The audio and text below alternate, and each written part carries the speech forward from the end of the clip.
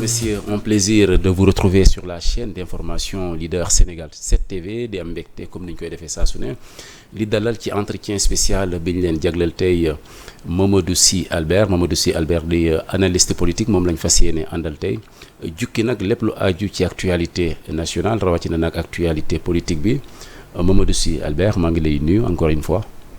jox maa ngi lay fay di la ziar di am mbégte ñëw waxtaan ak yow ci actualité di la remercier ci invitation bi itam. Alors ñun sax ñoo la war a remercier parce que dox nga naaj bu tàng.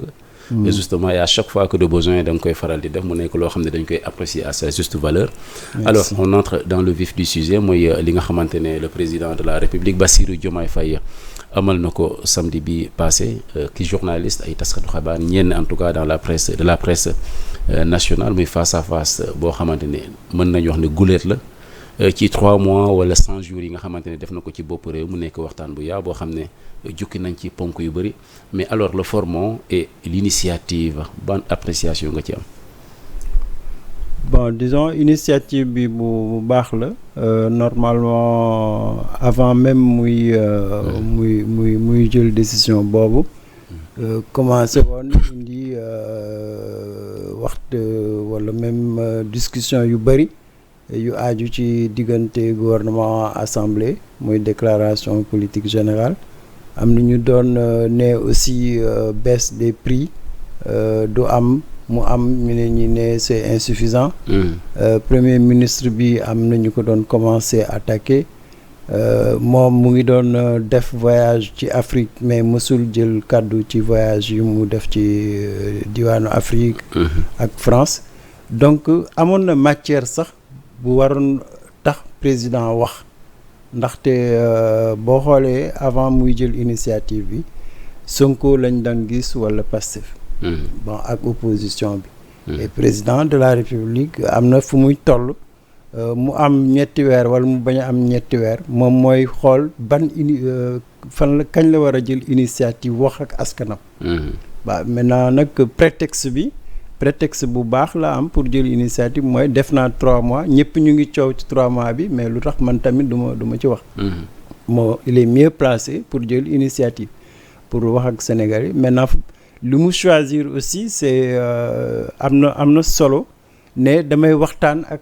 journalistes yi bon mënoon jël beneen format pour wax ak askan bi mais lu fait que mu choisir presse bi day jox presse bi quand même soo rôle mooy que da nga bëgg a wax ak askan soo jaaree ci presse bi xëy na Sénégalais yi dinañ gën a déglu di nga gën a yóbbu aussi journaliste muy sénégalais muy journaliste Afrique muy juste donc journaliste prétexte bu baax la aussi pour am maintenant format bi bon c'est pas mal parce que comme entretien la defoo mënoon na jël conférence de presse woo tous les journalistes ku nekk ñëw ak sa organe mais soo choisir entretien mooy que da ngay réduire format bi da nga def sélection sa équipe de communication dinañu liggéey pour xool bu dee 6 nga jàpp 6 yi fan lay jógee donc yow da ngay seet équilibrage bi et je pense que format avec 6 journalistes avantage bi mooy que dina am dialogue dina am échange que di nga am jot déglu ñoom tamit dinañu am jot pour wax lu ñu soxla donc c'est un bon format pour les 3 mois et bon maintenant organisation bi aussi amoon na solo parce que président jaakaarul avec les journalistes te nu mu toogee dafa am répartition de l'espace sur les côtés donc c'est convivial que am na waxtaan la comme nga jël des Sénégalais mu nekk journaliste mais da ngay toog waxtaan mais waxtaan bi nga xam ne da ngeen ko togg bon donc format bi je pense que ak initiative bi c'est lu am solo ci fond ça c'était des considérations de forme ci fond bi également il était attendu sur pas mal de questions rawatina li nga xamante ne moom moo tenir le peuple en haleine depuis quelque temps mooy la déclaration de politique générale interpellé nañ ko sur la question il a tenté quand même d'apporter de la lumière n'est-ce pas ci question boobu nee na waxtaan ak nga xamante ne moom mooy le premier ministre Ousmane Sonko pour rek mu may ko bañ a def li nga xamante ne moom la fas yéene woon def le 15 juillet defe naa démb la woon lundi mooy la déclaration de politique générale devant un jury populaire waaye tamit wóolu na kii di le président de l'Assemblée nationale Amadou Mame Diop waxtaan ak moom ne ko jéem leen xoolaat li nga xamante ne moom mooy rëkk-rëkk bi nekk ci règlement intérieur u Assemblée nationale ci ni mu abordé question boobu nga xamante ne ñu ngi ko ci doon xaar ndax jaar na yoon selon sa gis-gis. jaar na yoon loolu mooy fonction président. am nga gouvernement am nga chef de gouvernement. te nangu que boo tànnee premier ministre bi dafa war a dem ci assemblée wax déclaration de politique générale. mais déclaration politique générale bi xam nga ne président xamoon na loolu que premier ministre liggéey na ak ministre bu nekk jox ko lu dem ci mission am lan la jot a def lan moo des naka la nar a defee. loolu yëpp président xamoon na dem na sax ci conseil des ministres annoncé woon nañu que premier ministre dina def déclaration de politique générale. bon loolu ci wàllum président ak gouvernement bi defe naa amul woon benn rëkk-rëkk pour préparer premier ministre bi dem defi déclaration rëkk-rëkk bi mu ngi ñëw ci règlement intérieur am na Guy Marius Sagna moo bind sax premier ministre ne ko bul ñëw. Sonko premier ministre tontu Guy Marius Sagna mais ñëpp xam nañ ni que groupe bu nekk Yewwi Askan dañu ànd ak Guy Marius maanaam bëgguñu premier ministre ñëw tant que changé wuñu règlement intérieur. bon président xam na loolu déglu na ñu bari xam na coow am na bon initiative bi mu jël bu baax la parce que nee sa premier ministre. préparal pour nga dem li nga waxoon pour nga dem defi déclaration feneen bu dul assemblée teg ko ci suuf. donc président joué na rôle am ci wetu premier ministre bi ak gouvernement bi boo ci doolee contacter premier ministre contacter président assemblée nationale pour que ñu créer condition que premier ministre mën a ñëw. bon loolu ça fait partie de ci fonction président parce que c'est un régulateur c'est le premier régulateur c'est le premier garant du fonctionnement des institutions. du premier ministre du président assemblée moom moo yore fonction boobu. donc il def na li mu waroon def. te apaiser calmer son premier ministre assemblée mu woo leen pour ñu toog ñu waxtaan pour mettre à jour le règlement intérieur. je pense que mu ngi ci looram. alors premier ministre bi ñu ko interpellé justement pour mu ñëw à l'Assemblée nationale defee fa sa déclaration de politique générale ci texte boobu nga tudd bi nga xamante ne moom la ko Guy Marius Sagna adressé ko ci réponse bi mu fournir mu ngi doon wax ne bu ñu demee ba le 15 juillet te député jëliñu la mesure n'est-ce pas de pouvoir remettre les dispositions yi nga xamante ne ñoom lañ jëlee woon ci règlement intérieur Assemblée nationale day dem devant un jury populaire. defee fa sa déclaration de politique générale te moom Ousmane Sonko ba léegi ci texte boobu jàpp na ne déclaration de politique générale bi mu waroon def devant ce jury populaire là moo doon ëpp qualité.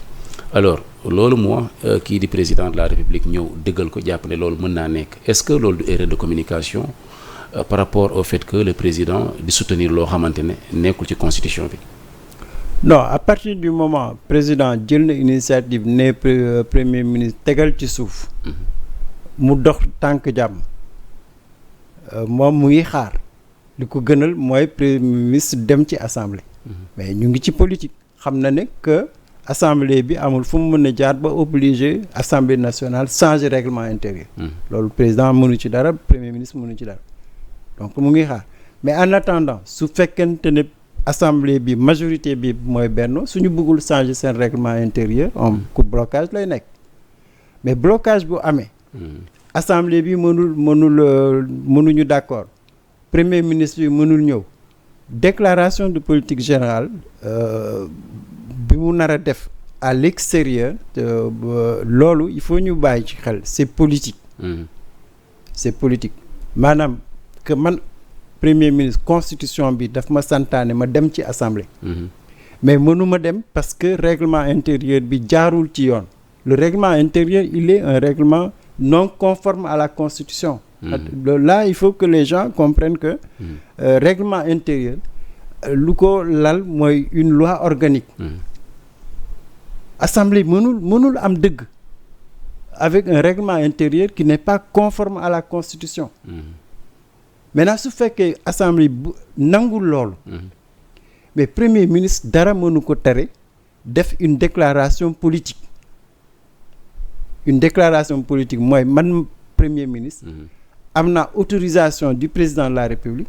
am na autorisation de mon gouvernement ma créer benn cadre de réflexion pour valider mes orientations. mais loolu c'est un choix politique la.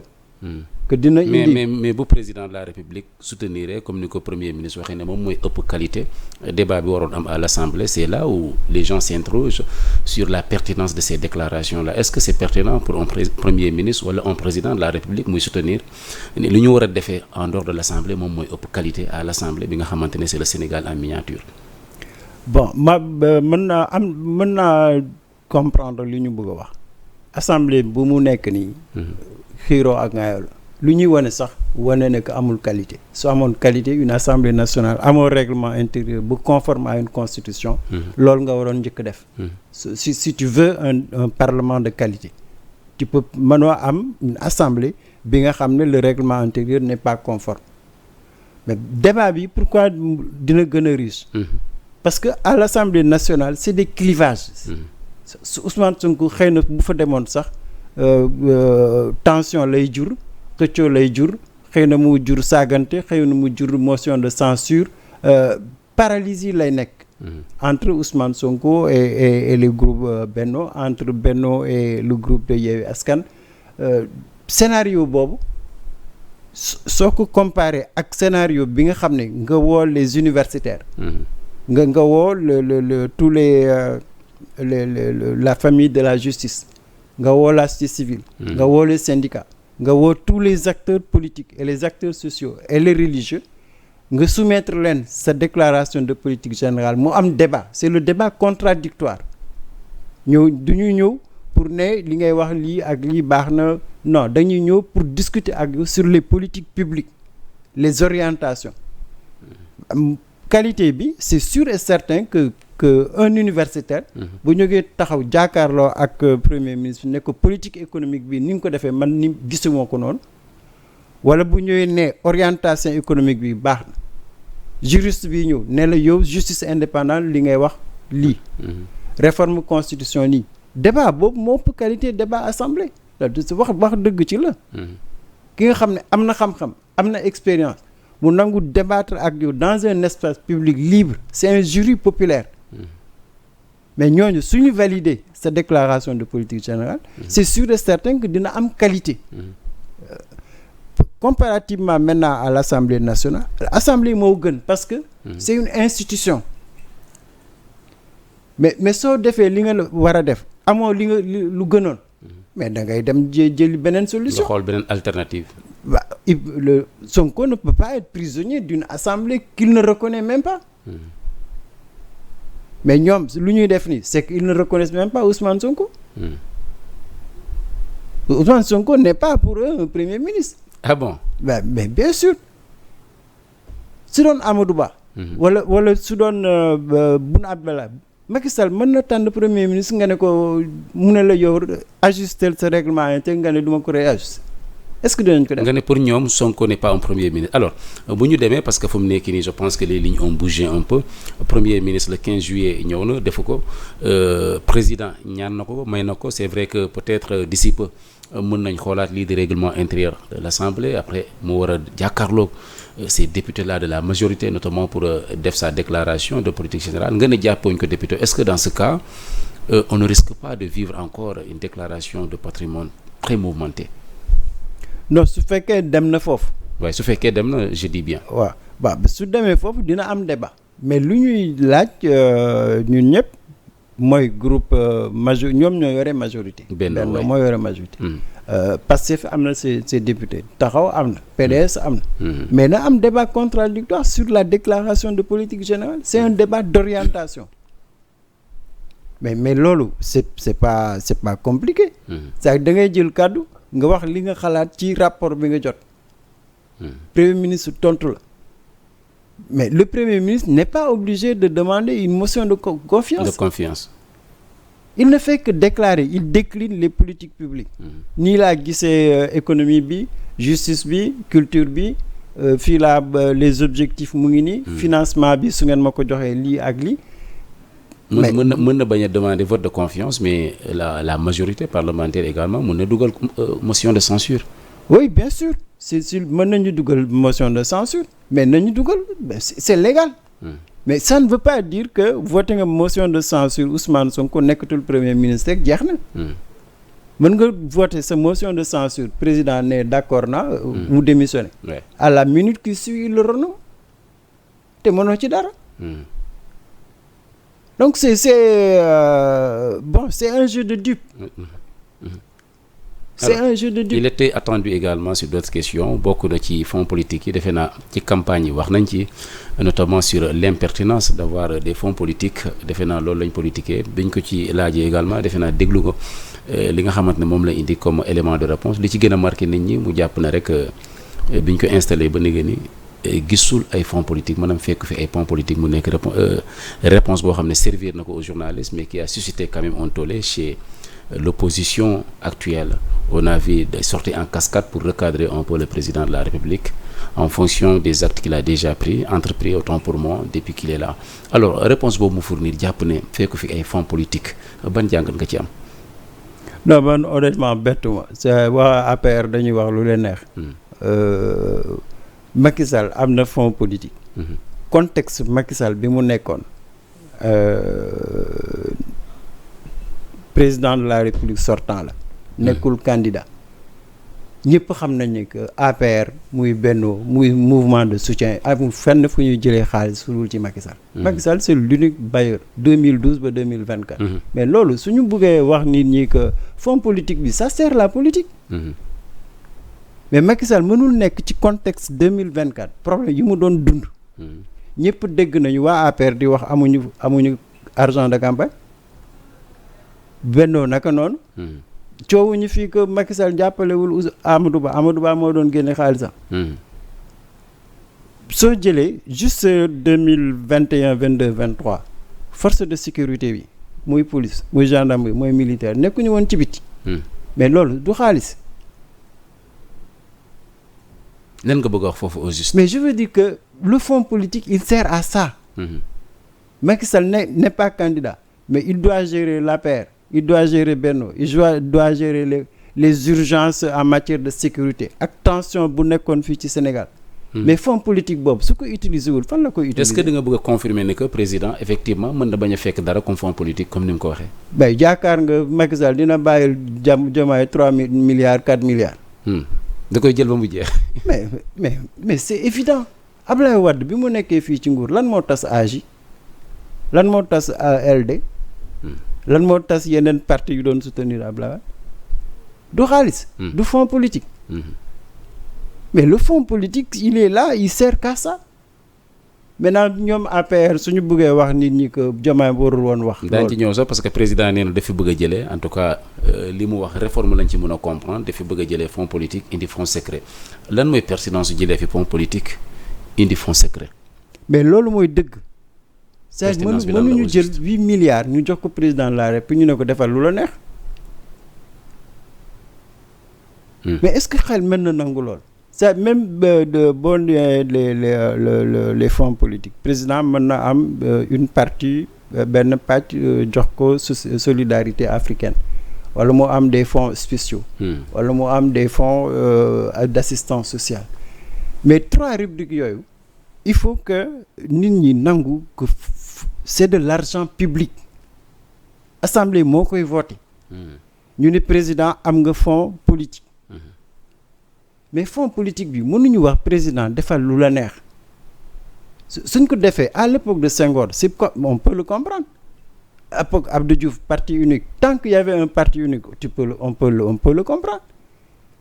mais tey jii avec des partis 300 partis politiques. nga bëgg a confier 8 milliards à un président et amul benn contrainte. kenn du ko auditer kenn du ko xool traçabilité bi. mais ça tu crées l'impunité. Fonds secret bi Mamadou Sy Albert pertinence am mooy lan parce qu'on a vu quelqu'un comme Abdou Mbow nekk président groupe parlementaire Benno Bokk Yaakaar jàpp ne le président est en train de surfer justement sur les expressions fonds politique fonds kii mais en réalité day ngentewaat rek mais jëlee fi fonds politique lan mooy différence fonds politique ak fonds secret. Voilà, mais fonds politique comme son nom l'indique c'est large. C'est-à-dire que mën nga ne par exemple mu am benn jëye au Mali. La solidarité africaine mën na tax président de la République ne damay dem dimbali waa Mali. Comme on a fait avec la Turquie. Chef d'État bi une solidarité africaine. Mën na jël une assistance sociale quelqu'un qui est malade que ñu bëgg a évacuer en France wala un corps qu'on veut rapatrier. Ñaari façon de solidarité africaine ak une assistance sociale. Maintenant les fonds secrets. Mais les fonds secrets c'est comme son nom l'indique ça c'est pour les secrets de l'État. Le président veut faire intervenir le Sénégal par exemple mën na bëgg a am renseignement sur telle question. Mais loolu le président ne va pas dire que j'ai dépensé pour financer un renseignement général. Il peut pas dire aussi que man ci fonds secret bi bon utiliser naa ko pour telle ou telle raison de sécurité. Il y a que les fonds secrets comme son nom l'indique loolu kenn waxul loolu. Maintenant on peut faire des fonds politiques. Les fonds politiques c'est que comme ni ma la waxee solidarité avec des pays africains wala solidarité en interne. Wala bon le président bu gën a soutenir une initiative. Loolu ça c'est des fonds politiques mais nañ ko séparer des fonds politiques. Les fonds politiques peut-être même il faudrait même pas trop en parler parce que c'est en matière de sécurité interne et externe. Mais loolu ci lañ koy accès. Mais loolu c'est même pas le président qui gère ça c'est les forces de sécurité qui gèrent ça c'est les renseignements généraux. Alors moo gën a pertinent les fonds politiques les fonds. Mais c'est plus pertinent. Les fonds politiques c'est comme la caisse de la mairie de Dakar. Cette mairie quel que soit le maire. Et quand Abdou Mbow nous dit que dañuy ngentewaat ak changer tur bi. Non. Il faut que ñu d'accord sur les appellations. C'est-à-dire fonds politique, c'est un président de la République, tu lui donnes des moyens pour pouvoir soutenir les catastrophes dans les pays africains. Ouais. Ou quelqu'un qui a des difficultés, un Sénégalais qui a des difficultés ici ou à l'étranger. Ça, c'est des fonds politiques. Ouais. Où tu veux soutenir ton parti politique pendant la campagne électorale. Ou tes alliés. Ça, c'est des fonds politiques. Il n'y a pas de compte à rendre. Non, justement, si on dit fonds politique, c'est qu'il faudra qu'il y ait des mécanismes de contrôle. Mais par contre, les fonds secrets, il n'y aura pas de mécanisme de contrôle. Mais les fonds politiques, c'est de l'argent public. Le président, il les dépense, mais il doit rendre compte. Maintenant, les fonds secrets, il les dépense, mais il ne rend pas compte. Parce que c'est au nom de l'intérêt de l'État, de la sécurité publique. Là, on ne peut pas rendre compte. On ne peut pas rendre compte, oui. Il faut distinguer donc les fonds politiques. C'est clair, on avance un peu, doyen, notamment sur une autre question qui a retenu notre attention, moi, sur le tandem Sonko-Diomaye. Ku ne xam na ne bëri na coow bu ñu yegsee au pouvoir, il évolue sur la base d'un tandem. Il y a un premier ministre qui est toujours présent à côté du président de la République. D'habitude gars yi dañ koy wax ne sax dafay def ombrage kii di président de la République qui est plus ou moins discret et tout ça. Alors pour couper court, n'est-ce pas, à cette polémique-là qui tourne autour du tandem, du fait que le premier ministre est très présent, le président de la République plus ou moins discret, indi na ci ay leeral jàpp na moom ragalul sax nag nekk ci keppaaru ki nga xamante ne moom mooy le premier ministre parce que en français comme ni ma ko mën a waxee je n'ai aucun problème avec mon premier ministre, je l'encourage non seulement à lorgner le fauteuil mais aussi à regarder le fauteuil clairement parce que pendant 10 ans je me suis battu à ses côtés pour qu'il occupe le fauteuil présidentiel. Je n'ai pas arrêté et je n'arrêterai jamais. Alors déclaration boobu mu def jàpp ne depuis 10 ans mu ngi xeexal kii di Ousmane Sonko pour mu egsi ci bopp réew mi arrêté wul te du mës a arrêté. Est-ce que c'est rassurant ou bien c'est même pertinent par rapport ak ñi jàpp ne justement tandem bi ni muy doxee baaxul. Bon, en tout cas, si on se fie à l'observation, Diomaye, c'est lui que les Sénégalais ont élu. C'est Diomaye le président qui définit toutes les politiques publiques, qui les met en œuvre. C'est lui qui nomme son premier ministre. Donc sur le plan constitutionnel, il n'y a pas de doute possible. Diomaye, c'est lui le chef de l'État, c'est lui le président de la République. Il a nommé Sonko comme premier ministre. Donc séparation des deux fonctions, pour moi, c'est pas possible qu'on puisse faire croire aux gens que vous avez élu Diomaye, c'est Sonko le président. Ça n'a pas de sens. Les Sénégalais ont élu le candidat de Sonko. C'est Sonko qui l'a proposé quand même au PASTEF et à la coalition. Les Sénégalais ont adhéré. Sonko n'a pas dit je suis candidat. Ouais. Donc on a élu un président de la République qui est en fonction, qui travaille. Maintenant, le débat de l'opposition, mais ils sont malades parce que Sonko, c'est le chef d'orchestre. Mais ça, qu'ils le veuillent ou pas,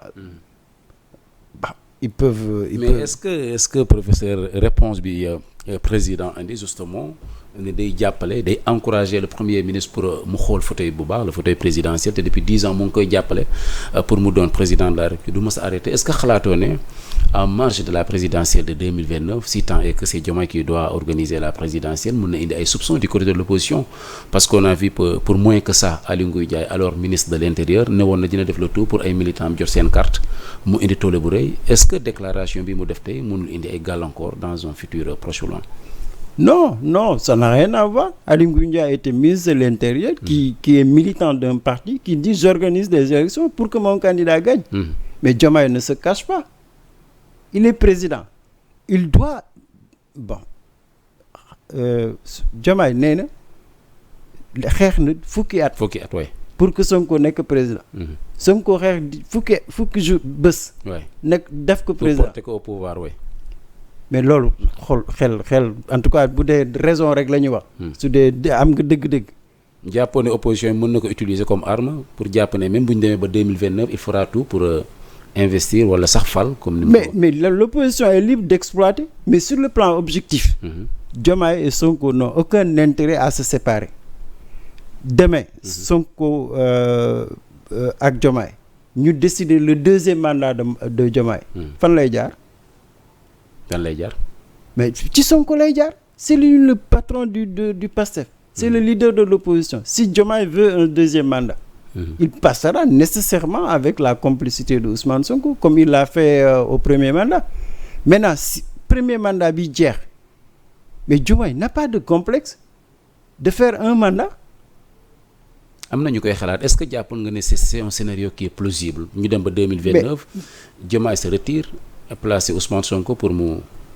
Non, c'est pas placé. C'est de la politique.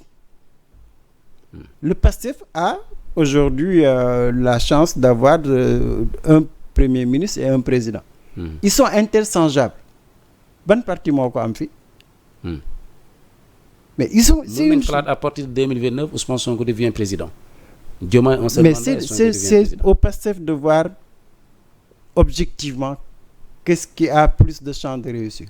Supposons par exemple Sonko est premier ministre 2 ans et demi. Diomaye fait un bon bilan, Sonko fait un bon bilan. Sonko sort de la primature.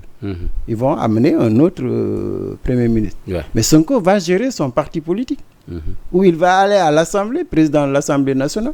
Supposons que Sonko n'est que président de l'Assemblée nationale. Diomaye va poursuivre son mandat jusqu'à 2029. Sonko est président de l'Assemblée nationale. Mais politiquement, qu'est-ce qui va être le ticket gagnant? Est-ce que Diomaye day laaj un deuxième mandat? C'est possible qu'il demande un deuxième mandat. Sonko reste président de l'Assemblée nationale. Mais au terme du deuxième mandat, mais rien n'empêche Sonko, président de l'Assemblée nationale, d'être candidat. Mais tout ça dépend des résultats. Si les résultats sont positifs pour Diomaye et pour Sonko et pour l'Assemblée nationale, je ne vois pas de raison pour que le PASTEF ne puisse pas avoir de scénarii. Bah, ils sont pas bêtes pour perdre le pouvoir quand même. Ils vont pas donner le pouvoir duñ ko sànni à l'opposition. Si c'est ça que l'opposition fait, elle se fatigue pour bon, rien. on a vu la réaction lu ñu mën a qualifier de tir groupé de l'opposition après la sortie du président de la République. D'abord c'est Bougane qui avait annoncé une conférence publique le 16 juillet defe naa tey jii la.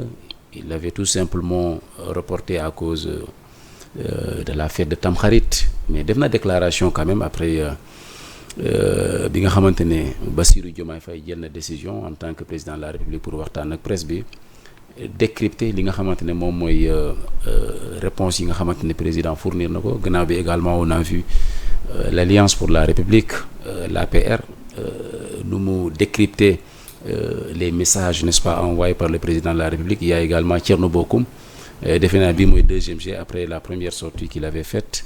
Alors ce tir groupé de l'opposition ça et là ban jàngat nga ci am. Bah, mën nañu wax ne l'opposition c'est elle est au début de son processus, hein, que les gens se positionnent. Maintenant repositionnement bi c'est des repositionnements individuels. Par exemple l'APR c'est normal que moom moo yore woon nguur 12 ans. Que tey jii la majorité de Diomaye s'attaque au bilan de Macky Sall. C'est normal que l'APR et Benno défendent le bilan de l'ancien régime. Ça c'est une position d'un parti qui est dans l'opposition de fait. Donc day défendre moom bilan Macky Sall. Maintenant deuxième niveau bi c'est que l'APR se positionne en tant que leader de l'opposition sur le plan politique. Bon, parce que quand même ñoom ñoo yore woon nguur, ñoom ñoo nekk majoritaire à l'Assemblée. Donc naturellement l'APR est le principal parti de l'opposition à l'état actuel. Bon, maintenant muy Bougane muy Thierno, bah, ils sont dans l'opposition, ñoom tamit ils se repositionnent. Parce que quand même Thierno il a son parti, Bougane il a son mouvement. C'est des leaders d'opinion, ils sont dans la politique depuis quelques années. Donc ñoom tamit ils se repositionnent par rapport au nouveau régime d'un côté et par rapport à l'opposition. Ouais. Donc c'est un début d'un processus de recomposition des forces de l'opposition. Maintenant on ne peut pas parler d'une opposition organisée, unie, c'est une opposition plurielle. Peut-être baromètre bi nga xam ne dinañu xam exactement quelle est la force de l'opposition mooy les législatives.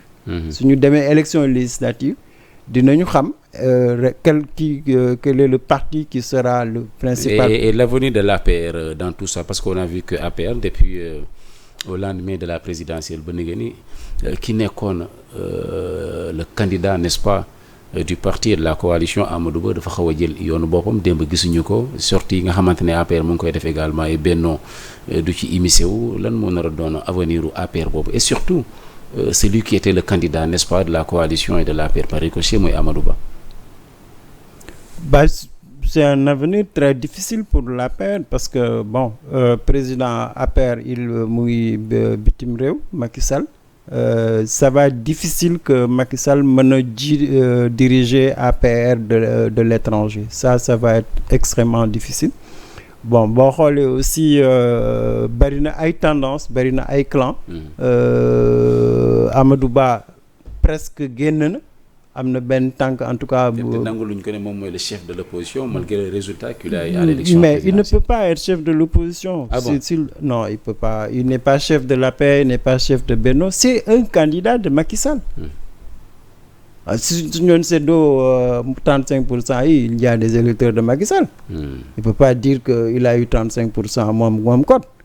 Il a eu ça parce que il a eu le soutien de l'APR et de Benno et de Macky Sall. C'est les électeurs de Macky Sall qui ont quand même fait ce score. On peut pas maintenant mënuñu wax ne Amadou Ba am na des électeurs, c'est clair que am na ñi nga xam ne voté nañu Amadou Ba parce que c'est le candidat.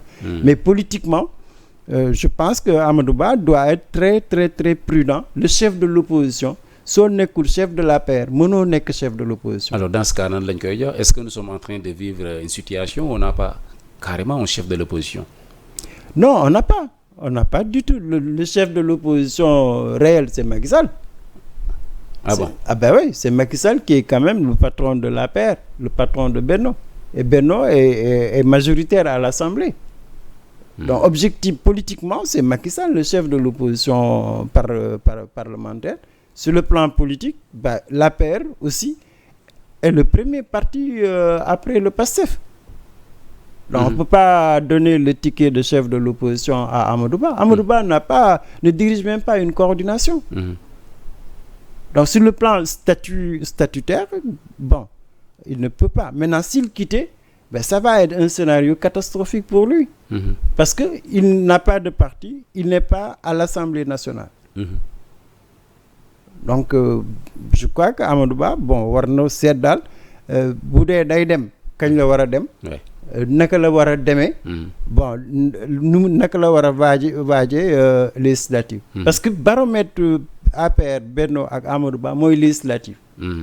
su ñu demoon législative ñu booloo ñu xool ku nekk lu muy peser.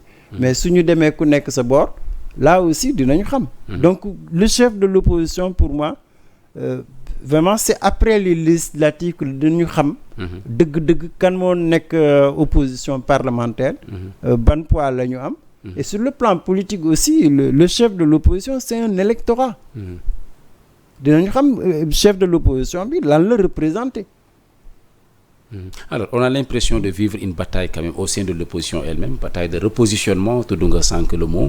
On a vu quelqu'un comme Bougane Gueye Dany, il n'a jamais réussi quand même à participer à une élection présidentielle. Gis nañ nu mu sonale woon kii di l'ancien président de la République Macky Sall, opération Tibb Tànk ainsi de suite, mais gis nañ également nu mu jógee pour vraiment barrer la route au régime actuel. Nee na sax moom d'après la dernière sortie qu'il a faite que protocole de Rebeuss amul mais protocole de Teeru Baye Sogui, il utilise ses propres termes. Alors ce Bougane-là qui n'a jamais participé à une élection mais qui quand même beaucoup de gens pensent qu'il risque de faire mal. Est-ce que jàpp nga ne posture ak démarche bi moom actuellement mën na ko permettre quand même que mu franchir benn cap boo xam ne mësu ko franchir en politique? Non, mën naa wax ne que Bougane leader la, bon am na son mouvement, il mu ngi fii depuis plus de 10 ans liggéey na. Bon, c'est un homme aussi des médias qui a son groupe de presse. Donc en termes de communication, il fait partie des acteurs politiques en termes d'influence médiatique. Mais sur le plan politique, ça n'a absolument rien à voir avec ses prétentions. Non, il n'a pas mënuñu wax ne qu'il a gagné des collectivités territoriales, mënuñu wax ne qu'il a des députés. Bon, donc il me semble quand même qu'il faut qu'il revoie ses prétentions. Ce qui a marché sous Macky Sall, ce n'est pas du tout la même chose pour le PASTEF. Le PASTEF ne va pas accepter la pression que Bougane a faite sur Macky Sall. Le PASTEF n'est pas un petit parti, c'est un parti. Du ko accepter mooy lan parce que gis nañ ci révélation wala sax mën nañ ko tuddee déballage yi mu mujjee def jàpp ne protocole de Rebeuss amul, protocole de Teeru Baye Sogui mu am, moom jàpp na ne sax buñ ko bëggee woo mën nañ ko woo justement mu indi les preuves de ces allégations. Nga ne PASTEF du nangu pression bi mu bëgg a def, lan nga bëgg a wax foofu au juste? Non, li mu bëgg a wax su dee xeex rek Pastef moo mën Bougane. C'est-à-dire que boo xoolee les 4-5 dernières années Pastef ni mu taxawee xeex nguuru Macky Sall xeex APR Benno yaakaar naa Pastef bi nekk au pouvoir ak sa coalition ñoo ëpp Bougane doole. Donc Bougane n'a pas intérêt à reconduire le stratégie bi mu amoon sous Macky Sall.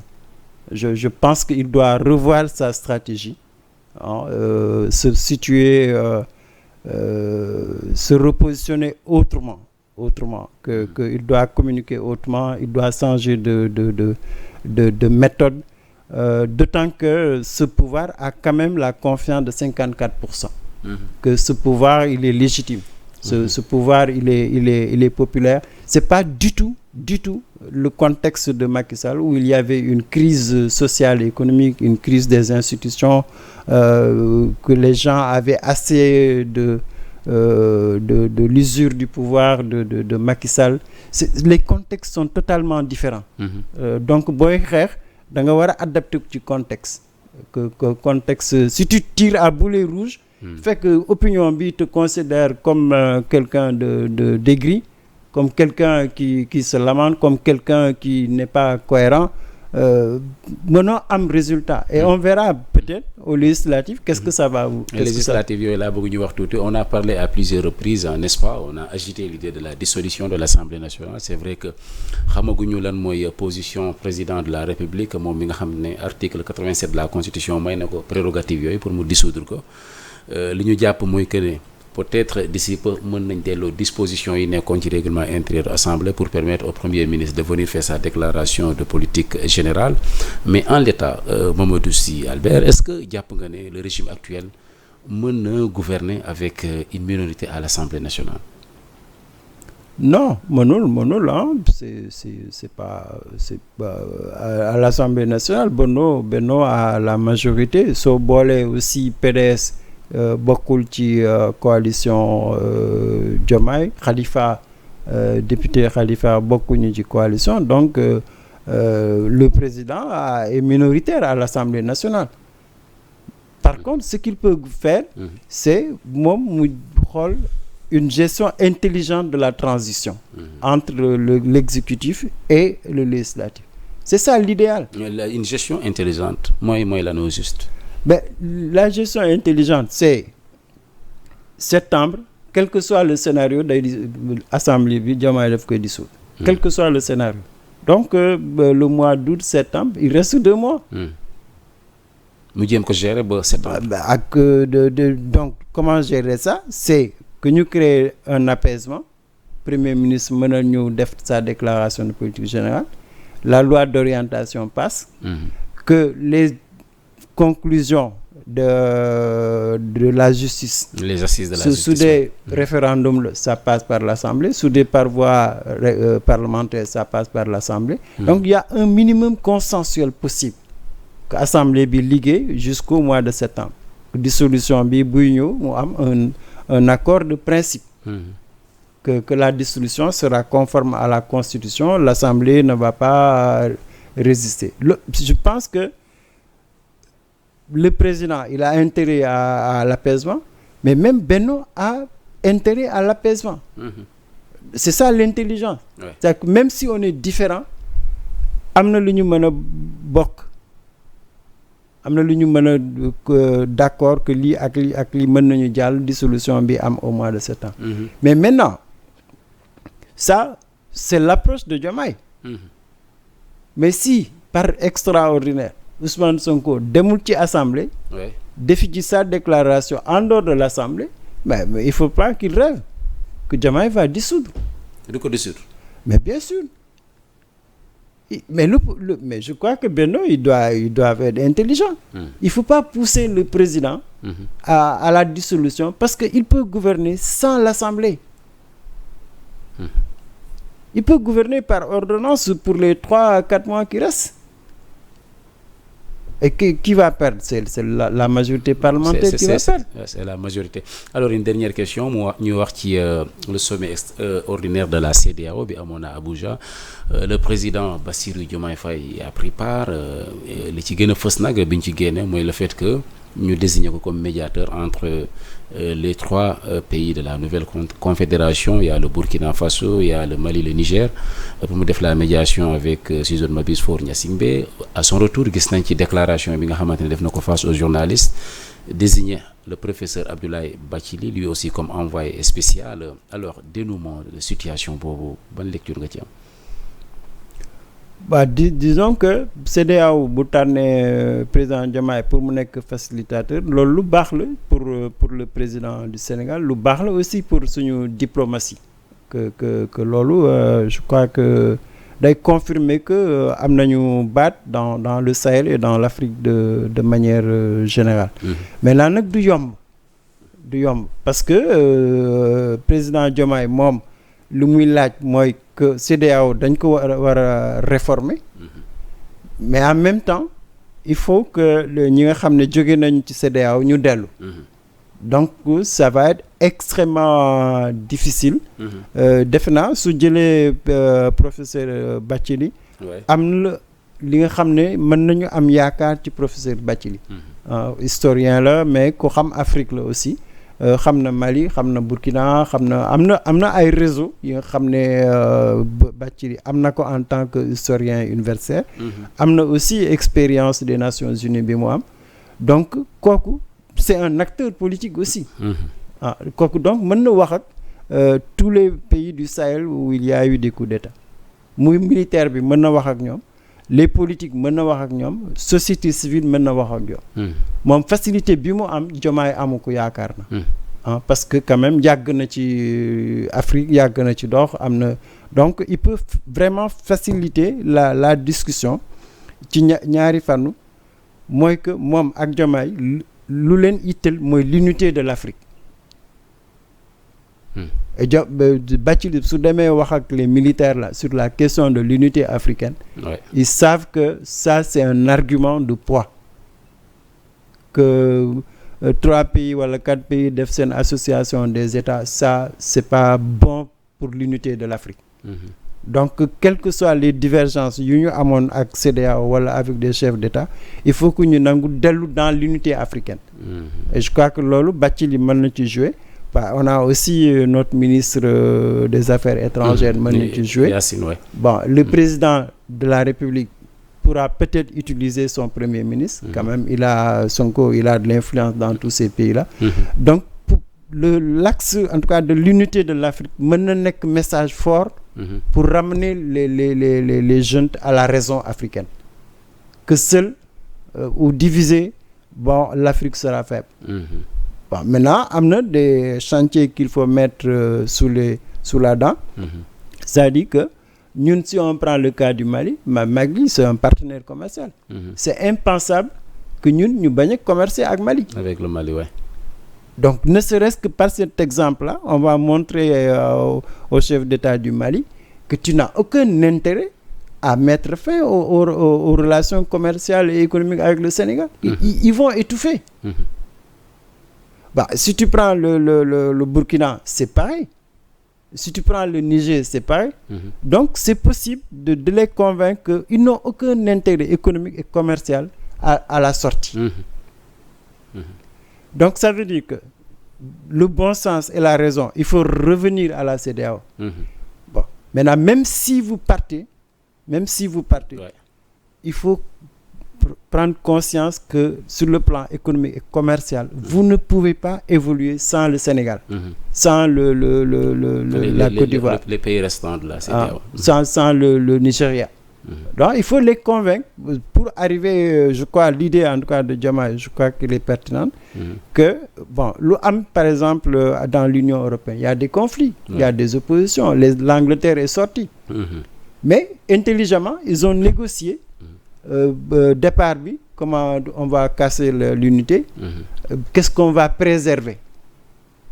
L'Angleterre n'est plus dans l'Union, mais elle commerce, elle a des activités économiques. C'est impensable que l'Angleterre se développe en coupant les ponts avec la France, l'Allemagne, l'Italie, etc. C'est ce schéma-là, définitivement Bathily, peut-être qu'il a...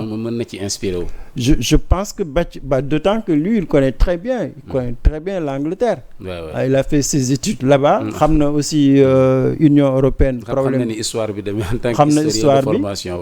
Donc même aider les gens à avoir un modèle, si jamais ils sortent, je crois que Bathily mën na indil Sénégal quand même et peut-être aussi que même les conflits yi nga xam ne am na entre les jeunes et certains chefs d'État, bon Bathily mën na dox tànk jàmm entre Côte d'Ivoire ak Mali, bon entre Niger et le Togo, le Bénin. En tout cas am nañu une chance diplomatique. Merci beaucoup Mamadou Sy Albert, temps bi jeex na ma bàyyi la nga placer un dernier mot. Merci Thior, maa ngi lay remercier bu baax a baax. Alors ñu lay sant également di la gërëm ci disponibilité à chaque fois que de besoin ñu invité la nga ñëw ci sunu plateau mbokk yi ñu ngi leen di jox dig daje ci beneen entretien spécial fii ci Sénégal 7 jaa ngeen jëf.